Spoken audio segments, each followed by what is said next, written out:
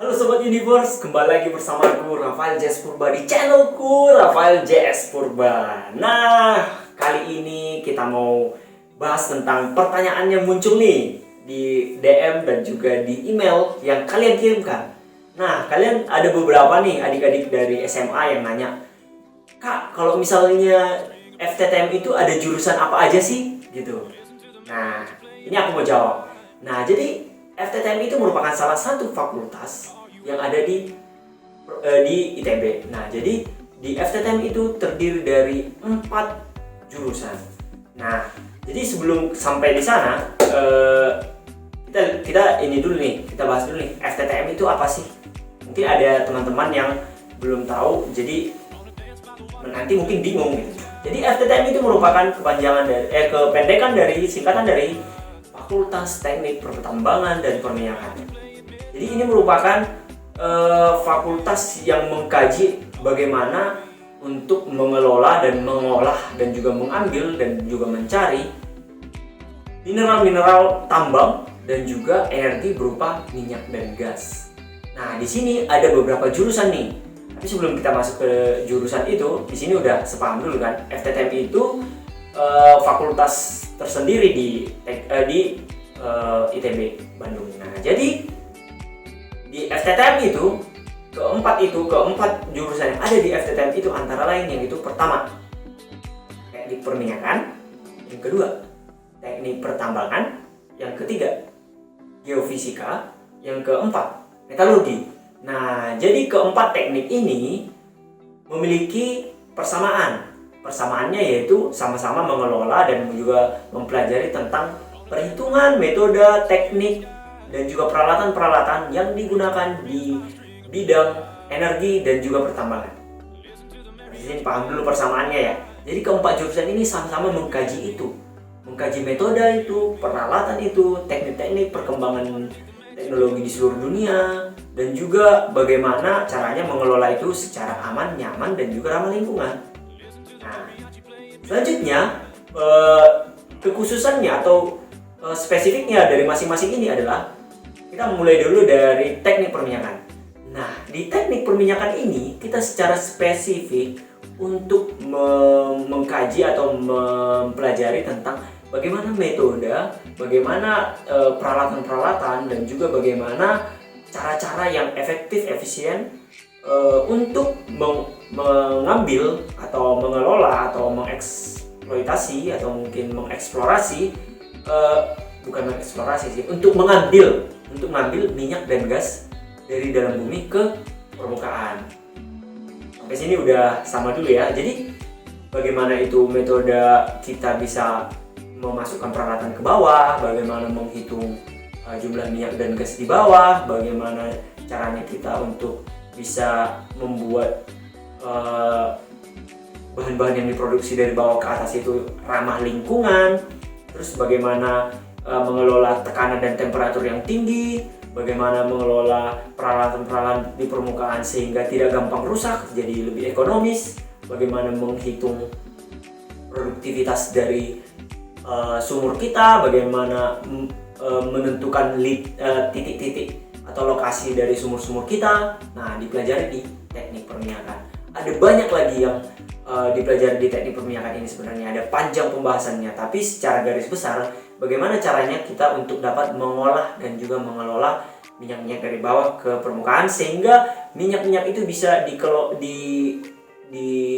lebih diproduksi lagi, lebih dibersihkan lagi sehingga bisa dibagi-bagi kayak minyak-minyak yang ada di pom bensin, minyak tanah, dan juga aspal, bahan-bahan turunan dari minyak. Ada banyak itu, gas, dan juga banyak lah, aftur dan lain sebagainya. Jadi bakalan direproduksi lagi, dipisah-pisahin lagi lah. Nah, di pengumpul. Nah, gas juga kayak gitu. Jadi rata-rata sih gas merupakan turunan dari minyak. Tapi ada juga sumur-sumur yang khusus untuk gas saja. Nah, ada lagi nih masalahnya, yaitu air. Air merupakan produksi dari minyak, dimana sumur minyak dan gas, dimana nggak mungkin enggak, pasti ada air gitu. Nah, jadi bagaimana caranya kita bisa mengelola air ini, mengolah air ini supaya bisa diinjeksi lagi ke dalam tanah dan ke dalam bumi sehingga tidak mencemari lingkungan. Kira-kira kayak gitu. Nah, selanjutnya yang kedua adalah teknik pertambangan. Nah, teknik pertambangan ini mengkaji metode, peralatan, teknik-teknik dan juga perkembangan teknologi seluruh dunia tentang bagaimana kita bisa memproduksi, mengelola, mengeksplorasi dan juga mengeksploitasi sumber-sumber tambang, bahan-bahan mineral-mineral tambang di wilayah kita di Indonesia atau di luar negeri sehingga lebih efektif dan juga efisien. Nah, jadi gimana caranya kita menentukan atau memulai bentuk fasilitas di lokasi pertambangan? Kan ada dua tuh, yaitu open pit. Open pit itu kayak langsung dari atas dikeruk ke bawah, atau mungkin underground. Underground itu kita membuat terowongan nih. Jadi berbeda dengan perminyakan. Pertambangan itu memiliki teknik dan juga metodologi gimana caranya kita bisa masuk ke dalam lokasi tambang di dalam tanah. Jadi orang bisa ikut masuk. Kalau perminyakan nggak mungkin bisa ikut masuk ke bawah gitu. Jadi kalau tambang itu bisa membangun tunnel atau mungkin bisa membangun fasilitas underground dan juga bisa open pit. Nah, itu ada teknologi-teknologinya juga yang bisa mengkaji itu. Gimana yang bikin open pit yang lebih aman sehingga tidak longsor, gimana bikin underground yang lebih kuat dan kokoh sehingga tidak longsor, dan juga bagaimana metodologinya supaya memasukkan alat-alat berat ke bawah gitu. Jadi ada banyak lah yang bakalan dipelajari, apalagi di Freeport tuh teknologi udah sangat-sangat mutakhir dan juga udah sangat bagus banget dan maju banget gitu. Jadi udah nggak ketinggalan lah gitu. Jadi kita mempelajari tentang hal-hal itu di teknik pertambangan. Pertambangan ada banyak juga, nggak cuma emas, ada juga timah, nikel, ada juga banyak lah aluminium dan banyak jenis mineral-mineral yang mungkin ada di dalam bumi yang bisa kita tambang. Batu bara juga termasuk yang bisa ditambang sih gitu. Nah, jadi teknik-teknik ini kita pelajari. Justru ada juga nih teknik-teknik blasting. Blasting itu kayak teknik yang kita pelajari untuk ngebom si daerah di lokasi pertambangan sehingga kita bisa membangun fasilitas untuk produksi dari si daerah tambang gitu. Jadi ada secara khusus untuk mempelajari itu, namanya blasting. Nah, itu yang dipelajari di teknik pertambangan. Nah, selanjutnya di teknik geofisika. Nah, di sini kita mempelajari tentang bagaimana peralatan-peralatan, bagaimana mekanisme dan bagaimana cara kerja, teknik dan metodologi untuk dapat pencitraan dari si lokasi tambang ataupun lokasi minyak dan gas. Jadi dimodelkan melalui peralatan-peralatan. Jadi kita bisa lihat keefektifan dari hasil modeling ini, kita bisa hitung cadangannya, kita bisa lihat bagaimana metodologi untuk memproduksinya, apa hambatannya, peralatan apa yang pertama dimasukin, peralatan apa yang perlu kita tambah untuk membuat kita lebih yakin berapa jumlah yang ada di dalam sana. Jadi kita nggak langsung bor atau kita nggak langsung blasting, kita nggak langsung produksi, kita hitung dulu, jangan-jangan di dalam nggak ada gitu. Nah, ini pencitraan ini atau mungkin teknik-teknik ini dan hasil-hasil visualisasi dan juga analisis dari geofisika ini bakalan selanjutnya dipakai untuk membuat keputusan bagaimana metode atau teknik yang lebih efektif untuk memproduksikan suatu daerah tambang ataupun minyak atau gas. Nah, jadi sangat berguna sekali untuk mengurangi resiko rugi atau resiko kita nggak dapat apa-apa, resiko banyak hal, resiko bahaya yang mungkin terjadi, misalnya kayak tekanan, temperatur yang tinggi dan juga longsor, banyak hal. Nah, di sini kita pelajari tentang batuan-batuannya juga kita pelajari. Nah, jadi di sini sangat penting untuk keefektifan dan efisiensi dari aktivitas penambangan dan juga aktivitas produksi dari minyak. Nah, yang terakhir, yang keempat adalah teknik metalurgi.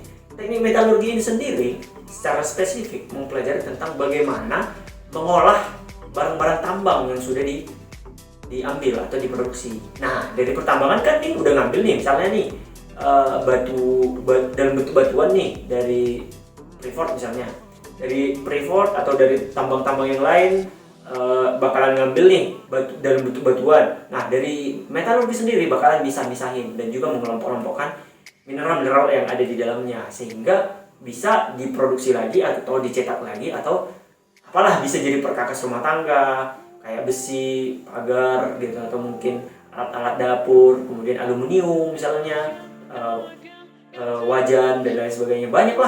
Banyak turunan-turunannya. Jadi diperoleh dalam bentuk biji yang homogen gitu lah. Jadi kita bisa bikin menjadi peralatan-peralatan, entah itu di handphone, entah itu di laptop, entah itu peralatan elektronik lainnya. Nah, jadi dipisahin oleh si teknik metalurgi. Jadi teknik metalurgi ini kompleks juga dan harus memiliki teknik khusus juga gimana cara memisahkan dari bahan tambang ini, karena mereka punya sifat karakter kimiawi dan juga fisika. Jadi gimana caranya dengan ini bisa dipisahin dan bisa diambil lah gitu. Karena dari pertambangan itu bentuknya dalam bongkahan batu yang masih kasar lah, masih ya perlu untuk diolah lagi lah untuk bisa selanjutnya masuk ke pabrik-pabrik, kira-kira kayak gitu. So ada banyak sekali yang bisa dipelajari di sini, ada banyak tantangan, ada banyak pengetahuan yang bisa kita ambil, ada banyak hal yang bisa kita eksplorasi dari keempat teknik ini, yaitu teknik perminyakan, teknik pertambangan, teknik geofisika, dan juga teknik metalurgi. Jadi buat adik-adik yang pengen masuk, ya silahkan. Jadi kalian coba baca-baca dulu, kalian lihat dulu, kalian kira-kira berminat kemana. So kalian bisa pilih nih dengan lebih enak dan juga lebih fokus nanti setelah kalian masuk ke FTTM. So good luck buat kalian, semangat dan jangan pernah menyerah. Stay bold, aku Rafael Purba, bye bye.